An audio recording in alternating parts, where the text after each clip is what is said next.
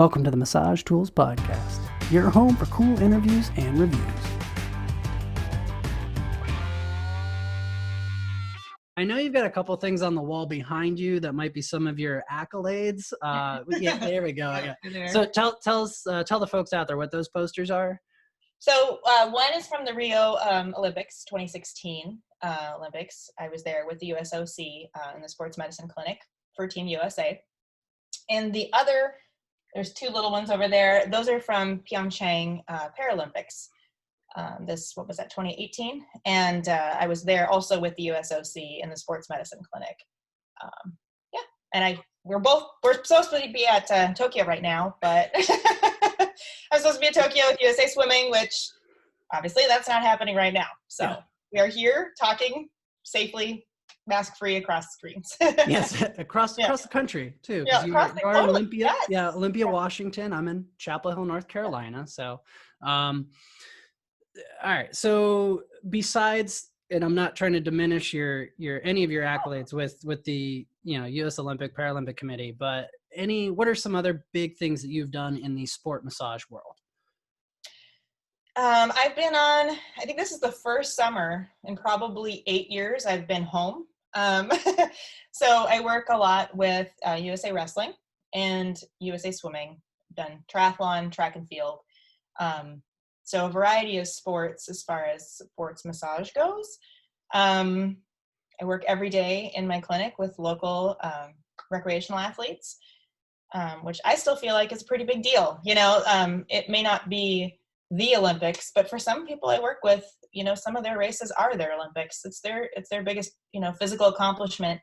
And I don't take that lightly. So I give that as much focus as I give my Olympians. Yeah.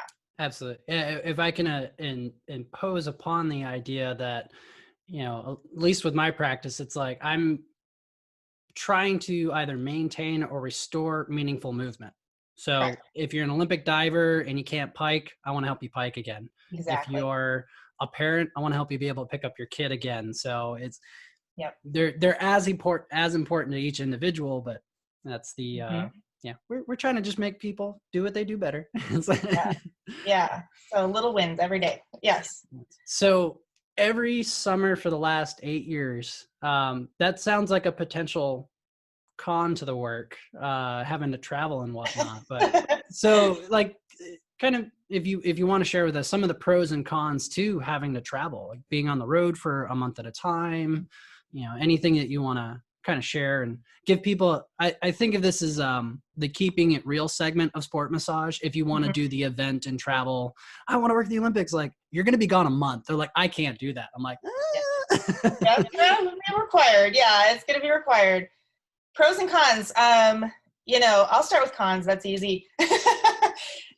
Cons, you just imagine yourself, jet lag, sleep deprived, dragging that massage table through an airport in Turkey. I've done that this year, speaking, trying to negotiate a table class when you're flying with your table. You work a lot. You're not on vacation. People love to, oh, you're so lucky, you're just traveling the world. And truly you might get in a 2-week trip, 3-week trip, you may have 5 to 10 hours total free time in that whole span. And your free time is probably limited to 3 miles radius around your hotel. There's not a lot of sightseeing. There's not a lot of, glamorous meals. Usually you're at the hotel buffet with your athletes. I would say it's really physically demanding work. And you need to keep up your own physical fitness to not break down.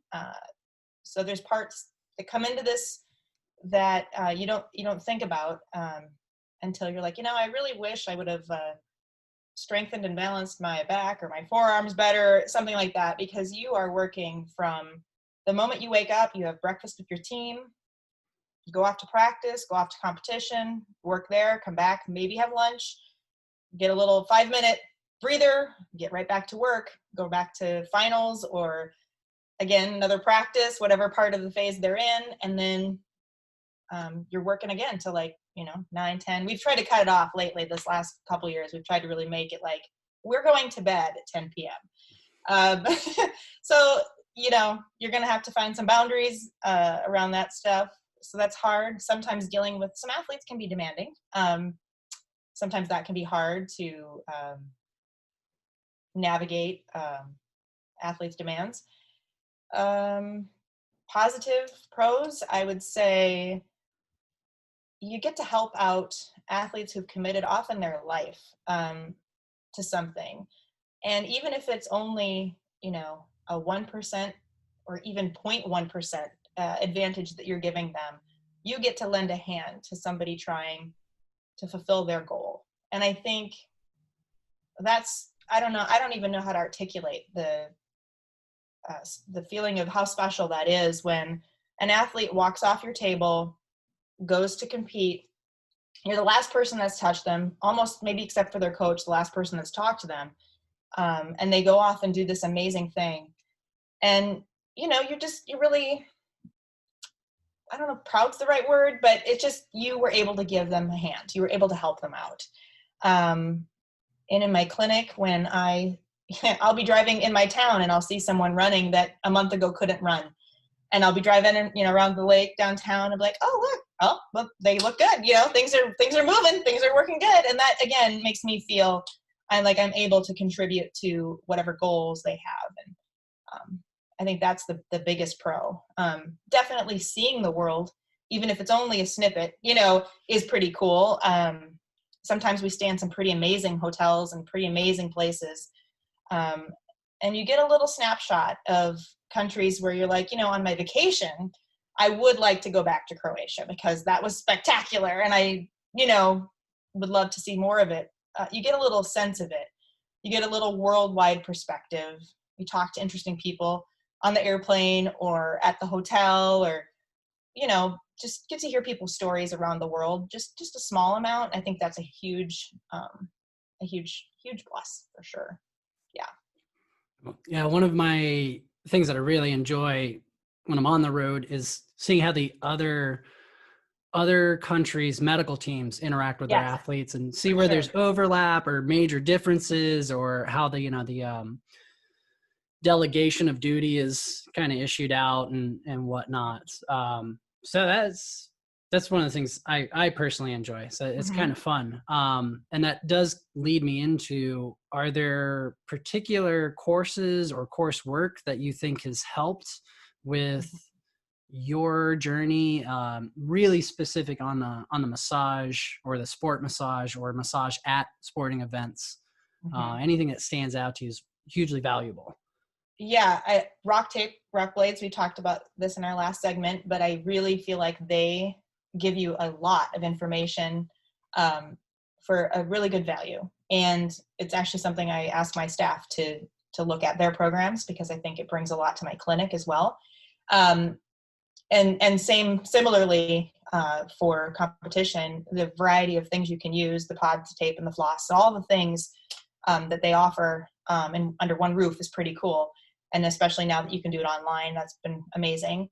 Myofascial decompression, Dr. DePrato out of California, I think his cupping work is, of the ones I've done, my favorite. The movement that he brings with the cups is I think he's definitely groundbreaking on some of the things that they're doing there. I think those pieces have been really, really, really what's kind of most in demand when I'm at a sports event. So, some of the basic Swedish flush, I mean, that's the basic, right? Is just flushing muscles out, and in competition, recovery work, that kind of thing.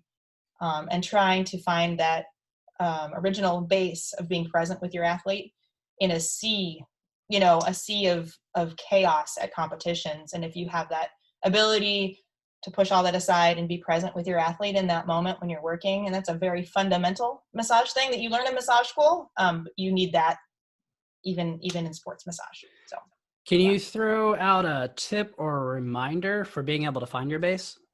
or how you personally go about it. How about that? Yeah. So once I feel like when I engage with an athlete or any client of mine, um, I'm theirs.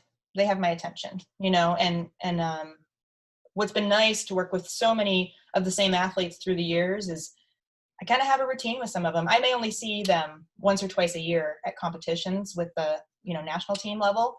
Um, but I know specific athletes, we have a thing, we have a routine. This is what we do.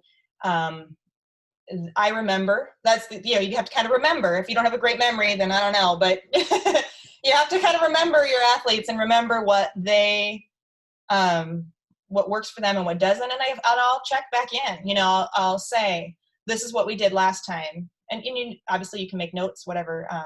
But they find that really reassuring, that you remember what worked for them, that you're on their team. I think athletes, especially high level athletes, they don't know who they can trust. They don't know what you're in it for. And so establishing that with them right away is that you're there for them. And at that moment, you're there for them. I mean, sometimes I have athletes competing against each other. I'm not on anyone's team, as far as like allegiances, but I'm on their team when I'm working with them. And yes, definitely being present, clearing your mind and working with just your athlete and what they need. I think it just takes practice. I raised 3 boys, so I can work through chaos.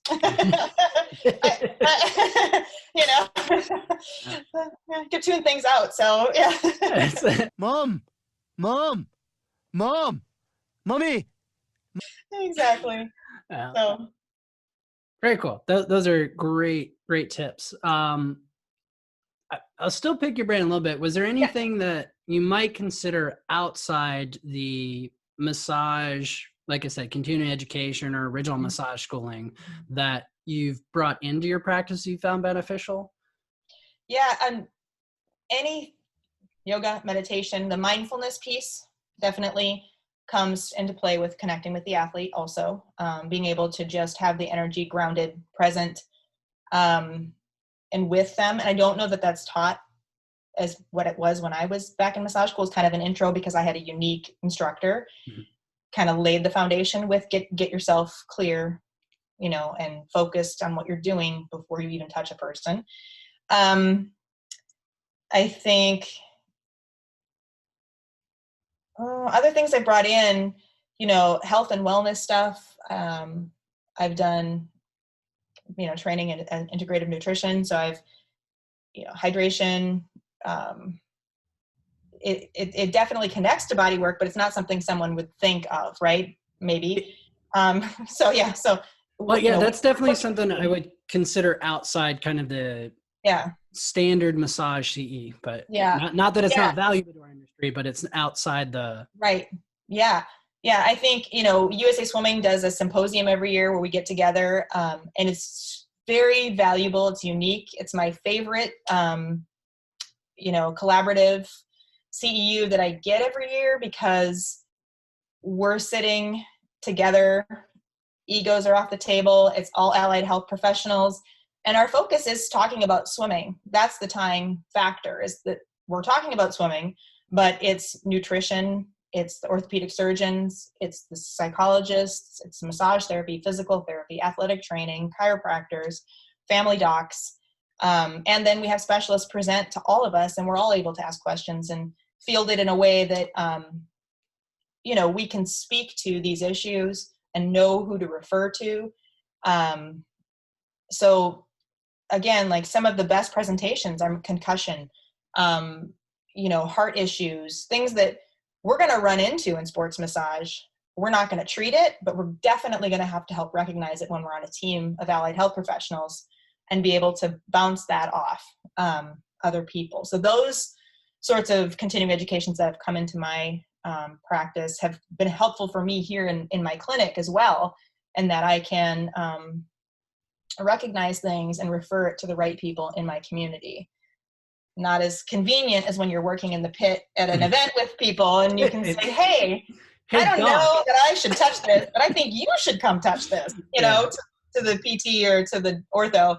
But it's invaluable to work alongside allied health professionals like that, and get that pit crew, continuing education that's not on paper and doesn't come in a document, but it's definitely the most I've learned is working alongside other, health professionals that I trust and appreciate. And there's mutual respect. I think those are my favorite CEUs. Yeah.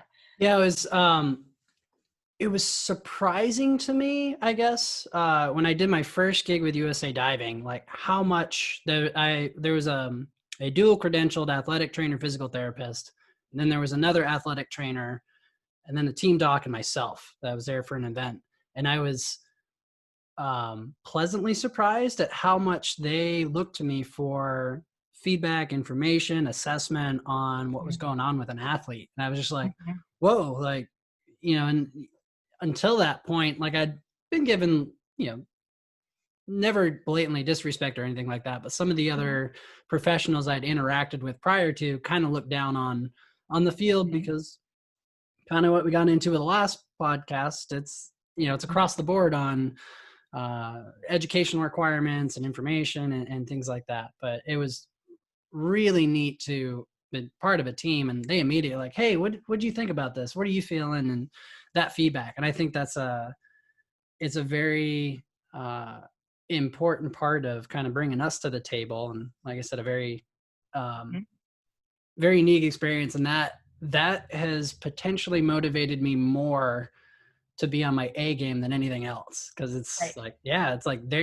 you are part of the team. Like there's Yes. there's however many professionals are there, like you're part of it, and your input's as valuable as any other field. So Sure. that's one of the pros and cons in one bundle in my head for the job. It's like, yeah, get ready, because here it is.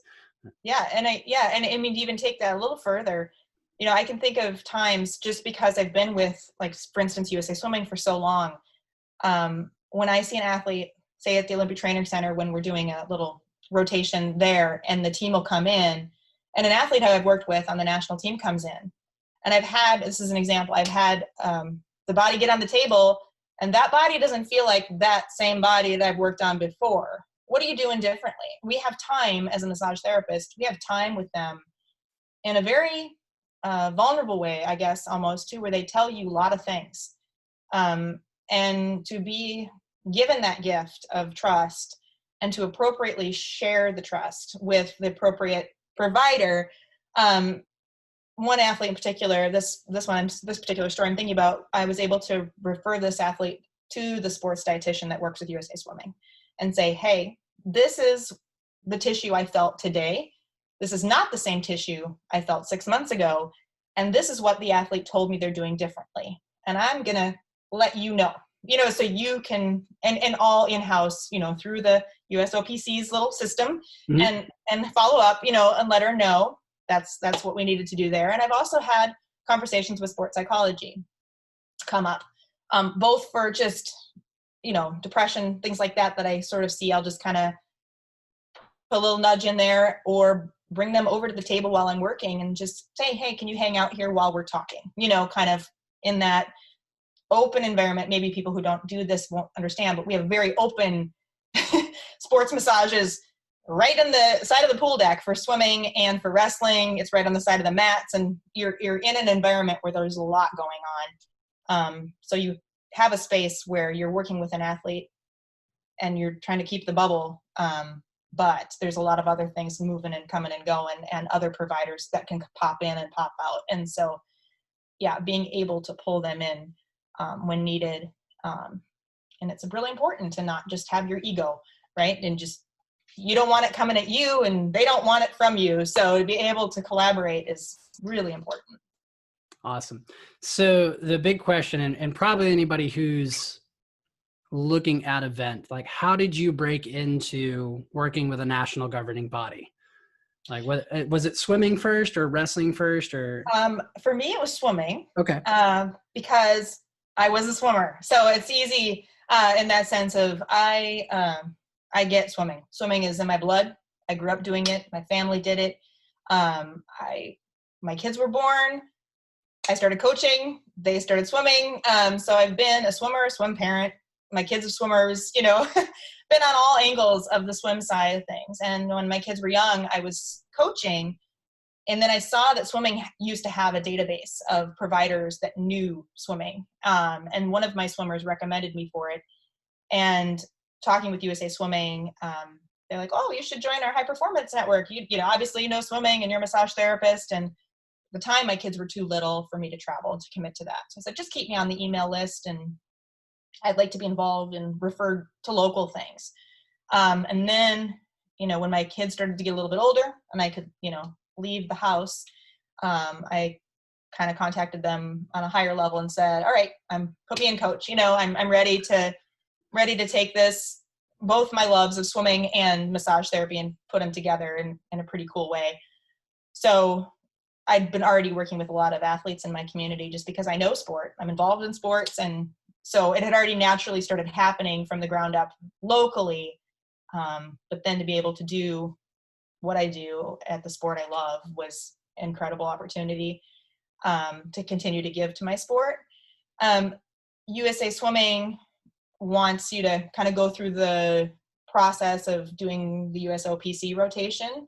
So I applied for that and got into that, did the rotation, and they never tell you how you do. You just go for 2 weeks and you give, and you work, and try to stay out of everybody's way and try to contribute on your rotation. And you don't really know how that goes. But wrestling needed somebody, and there had been a bunch of wrestling there when I was working in the rotation, and they recommended me for a trip with wrestling. And from there, wrestling took off also among some other sports. So, I don't really know how it happens. It just, just do your best, as I can say, is, do your best and be sincere. And don't chase autographs and take selfies with athletes and things like that. But yeah, that's kind of how my journey went. Yeah. Okay. You gave us a little bit of advice into potentially breaking into the field. Do you have any other tips or bits of knowledge you want to share with someone who might want to go, whether it's USA Swimming or any of the teams, anything along those lines that might help them, or a direction to pursue if they want to do international travel with a team? Yeah, I'm not really sure. As far as, I think, USOPC has an application process, and that's online on their website. I'm not sure if Jenna Street's still involved at the level. I get emails from other people now, but yes, they have a process to apply through the USOPC. And you have to pass a lot of background checks and a lot of continuing education requirements and things like that. I would just lay the groundwork. I would get involved in local sports. I would get involved in your community events. I would network. Yeah, I would network with people who do sports massage in your community already. More than likely, they're happy to hopefully bring you along on the ride of what it's like in your community. I would always challenge your education, and I would never, ever, ever assume to be the one person that can fix everything. I think I've run into that those people that are like, well, you don't need to see so-and-so because I got all the skills. Don't do that. Don't do that. I think, know who you can network with, know who your allied health professionals are in your community that you can refer back and forth with and establish those relationships. You never know where there's going to be opportunity. So I would just stay active locally and put yourself out there nationally if you're inspired to do that. And, if you're open and willing, I think things will come your way. It seems to me anyway. Okay. Those are great. That's wonderful advice.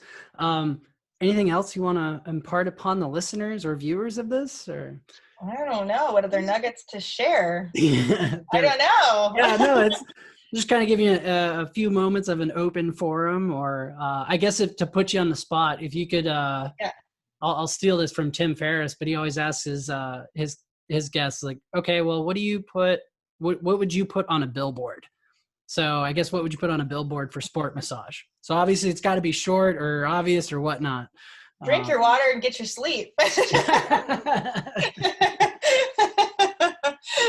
mean, that's advice for athletes. It's wonderful. It's actually works for anybody, not athletes. But that was, I just, I would just be your authentic, self, be in it with the right intentions. And I treat every athlete as if they were one of my kids, in the sense of, if they're all somebody's children, I'm a mom, you know what I mean? And who would I want working with my kids? I try to be that person. I try to be the person that, I try to provide the care that I would want for my own children. Yeah. I think that these people have worked really, really hard, and they deserve our support and attention and positive influence. So, okay. That's beautiful. I'm a mom. What do I say? I'm team mom all the time. Alrighty. Well, thank you so much for joining us. Such wonderful bits and large mouthfuls of advice that you just delivered to everyone. Thank you so much for joining us. Thank you for joining us, folks. The mission of Massage Tools Podcast is to inspire. So help us inspire you. Ask questions, leave suggestions in the comments section. Give us a like if you enjoyed the video. And if you want to see more content, please click that subscribe button, turn on your notifications, and hey, check out these links for other videos here.